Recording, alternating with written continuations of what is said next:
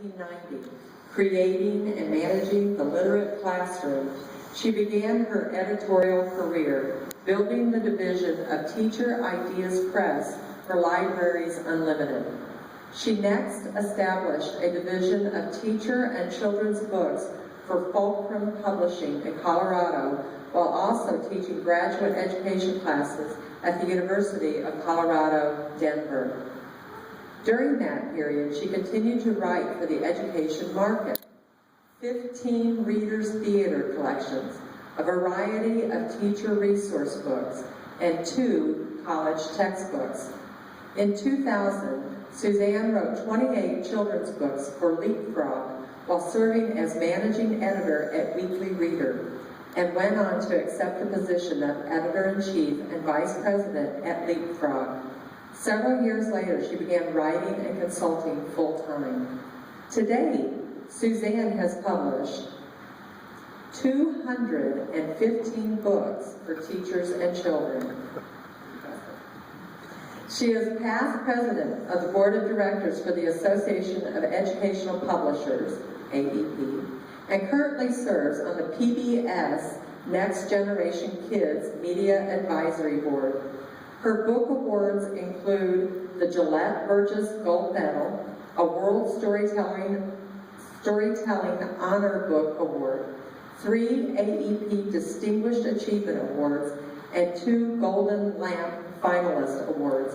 She was given the AEP President's Award for Exceptional Service in 2005. Suzanne, the college is honored to present you with the Lifetime Achievement Award.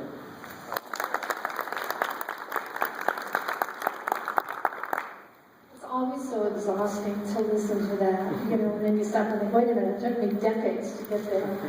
But it's just such a joy to be here today. It's my first time back since I graduated in '67, November that year. And as I was walking around campus, I had the same feeling that I had when I first walked on campus considering EIU as a transfer student. And that is it's the friendliest place in the world. And I had come from a small private college up the road, and I was just charmed the very first day, and I was charmed again today. There are 2 people here at Eastern Illinois who really inspired and shaped my career. One was Dr. Robert Zabka, who really served as my first publisher of sorts because a personal essay that I wrote for his class, he read aloud, to my embarrassment at the time, in class, and it was a story inspired by my mother and something that she did to prove to me that it's okay to become emotionally involved with your students. She was a first grade teacher. And he then asked if he could share that with other students.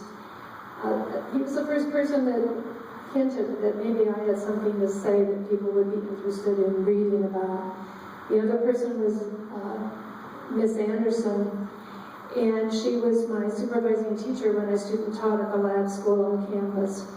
And she commented to me at one point towards the end of my student teaching that she hoped that I would go ahead and get my master's and come back and teach in the lab school. And I don't even think I knew what a master's degree was, but it stayed with me. And it took a long time because I had married and children and all of that sort of stuff, and the Vietnam War years and things. But I finally did that. So I'll tell you a little dirty secret about writers. When they go into the libraries, if they've not been in before, guess what they do? They go to the catalog. Now, of course, it's all online, and they type in their names. And your library is just amazing, and that Center for Teachers and Students. I immediately called my husband and said, you should have come. You wouldn't believe this library. He's a Stanford emeritus professor. And I said, it beats Stanford University's library. But I found that 20 of my books are in the catalog, and of course, nobody knew they're mine. But there are going to be more shortly because I'll be shipping some on to them. I'll even sign them this time. But I think Dr. Zabka and Ms. Anderson would be pleased that even though I didn't come back for 40-some years physically, I was doing something a little bit anyway that might be helpful to teachers here at EIU and teachers in training. So thank you very much. This means a lot.